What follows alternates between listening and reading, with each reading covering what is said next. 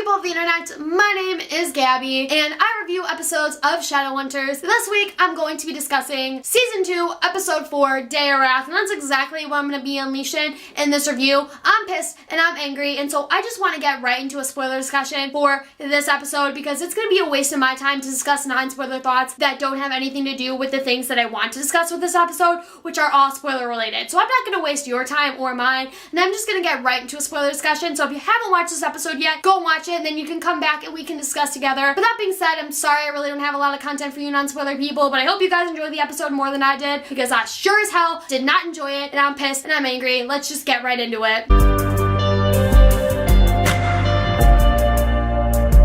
So we brought new writers into this show for the first time. We have a new set of writers, and the first thing that we get advertised to us about their first episode is the fact that they're going to kill off a Shadowhunter, which is a really blunt move for them to make in the very beginning of their debut into this world. I was a little bit nervous, but I figured that there was only a select handful of characters that we could kill off because we wouldn't want to kill off a main character. But then we decided to kill off Jocelyn Fairchild, of all people. Like, what the F were the writers thinking when they made this decision?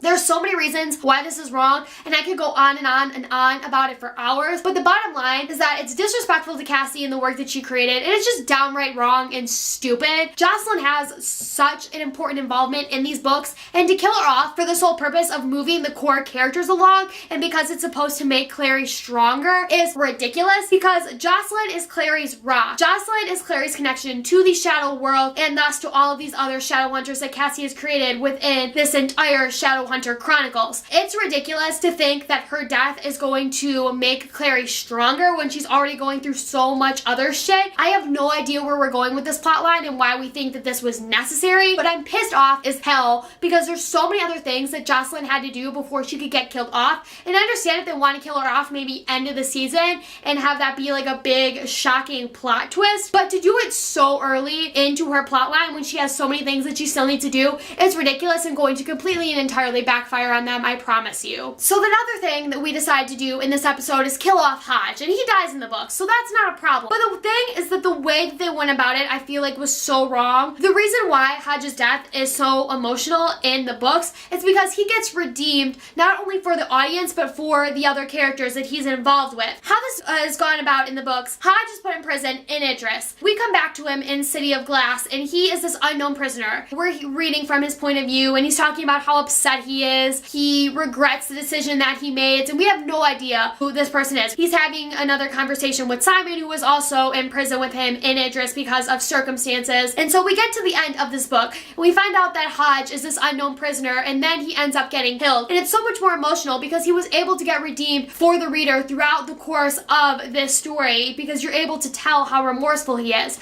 And you don't get that. You get like one line about how upset he is, and then he gets a knife to the head. Like, what the hell is that? I feel like they would give him a little bit more time to be redeemed before they kill him off, because now there's no emotional significance there, and it's like his death was complete and entire waste. So again, both these things are extremely disrespectful to Cassie and her work and the way that she went about doing things, because there was a reason why she made the decisions that she did, and to completely and entirely disregard that just is so wrong. Other than those two major things, I feel like the episode was okay. For the most part, we did have some good scenes. One of the things that I appreciated was this Clace dynamic. It feels very true and very genuine to the books and where the characters are currently at. And we have Jace. He knows that he has feelings for Clary that he should not have, and then he loves her more than a brother should typically love his sister, and then he has like some incestual feelings, and that's clearly wrong. And so he keeps pushing Clary away with these thoughts of, I'm Valentine's spawn and his monster, and I'm his weapon, and I'm some like evil person. Clary keeps trying to reassure him that this is not the case at all, and that we can work something out, but Jace just keeps pushing her away. And I appreciate that dynamic, and I appreciate it a lot more than what we saw from them in season 1, where it was just really awkward and it felt like their relationship was really forced. And I'm glad that we're slowly and gradually getting back into it because it feels more genuine to their characters. Another thing that I really liked was Magnus's background with Raphael and Simon, how he's bringing in downworlders and how he thinks of them both as children. And we see that he has that conversation with Camille, and we see that in the way that he treats Raphael, and we're getting more into that backstory, which I appreciate because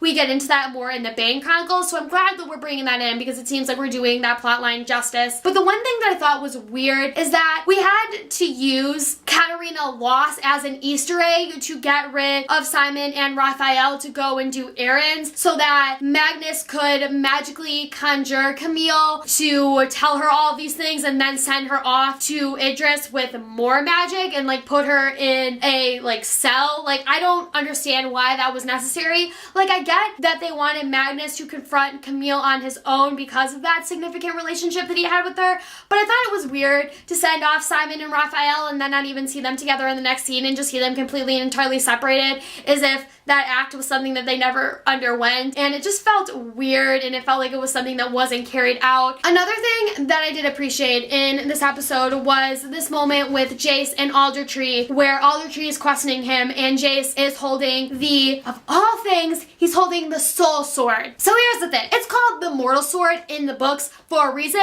because that's the title of this book series, the Mortal Instruments, because we have the Mortal Cup, the Mortal Sword, and the Mortal Mirror, which you find out about in City of Glass. And it's so ridiculous that you have to change the name of this sword. What is the purpose behind that? Why did that need to be done? And I'm not calling it the Soul Sword. It's not gonna effing happen. I'm not gonna call it the Soul Sword. Not happening. So he's holding that, and Aldertree is questioning him. And I appreciated this whole scene in itself. It was really well put together. But the thing that made me the most mad is that whenever we have this close-up on the Mortal Sword, it starts to glow, and it looks really cheesy and really ridiculous. And another thing that I really didn't like is how Jace looked like entranced when he was holding the sword, because I feel like that just looked weird in the way that it was executed. And I get what they were going for, but I feel like there's other ways that they could have interpreted it that made it look more natural. All in all, I really wasn't happy with it. I thought it looked weird, but I did like Valentine's involvement this episode, because you see him and he goes and he kills all these silent brothers and he ends up leaving with the Mortal Sword. That was something that was true to the books, because that does end up happening, although it happens a little bit later. I did appreciate that we're carrying that scene out and that we're carrying out his plotline properly, as well as the fact that Alan Van Sprague is a fantastic actor and that he always brings around these episodes for me, and even in like the most horrible moments I can enjoy them. And I really liked his scene. I liked his involvement with Jace and their whole entire plotline, and how Jace goes to save Aldertree, and just how the whole dynamics of that scene was something I appreciated, and I thought it was really well put together. So my final comment is something that really pissed me off. It's the fact that we completely and entirely disregard the final half of this series, the final 3 books, City of Fallen Angels, City of Lost Souls, and then the second half of City of Heavenly Fire. We just completely and entirely ignored a major plotline of those books, which is the fact that Shadowhunters cannot be possessed by demons. It's not effing possible. It's ridiculous that we completely and entirely forgoed this, because when we're gonna have to bring it up in later books once we get into this plot, are we just gonna pretend like this episode never happened? Are we just gonna ignore it? Like, what are we gonna do here? If you're kind of wondering how this plays into the plot of the books, what we find out is that Shadowhunters cannot be possessed by demons because as a child, like when they are born, like anywhere from a year to 2 years old, they get, for lack of a better term, these wards put on them that prevent them from being possessed by demons. And there's also the fact that Shadowhunters wear runes which are lethal to demons,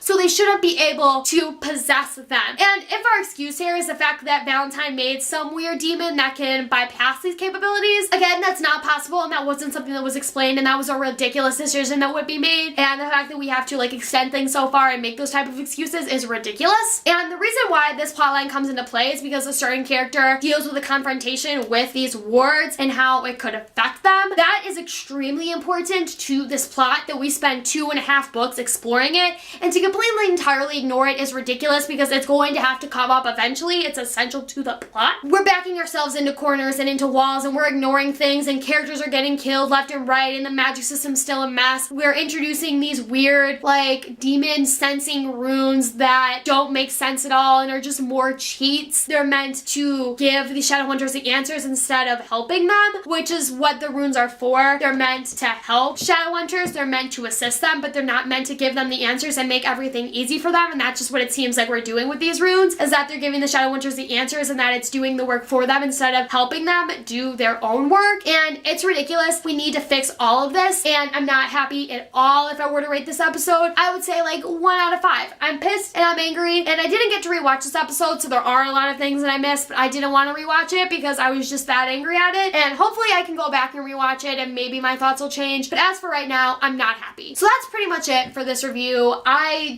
don't know where my thoughts lie. I'm pissed that we killed off Jocelyn. Jocelyn. I'm pissed that these new writers come in and that they can't take regard for Cassie and her works and that they just kind of threw shit together and everything was just a total mess. If you guys liked the episode, good for you, and I hope that the next few episodes will get better, that we'll fix some of the mistakes that we made, and that we'll be able to improve from here. But that being said, that's pretty much it for this review. So thank you guys so much for watching, and I will see you next week with another review. Goodbye, guys!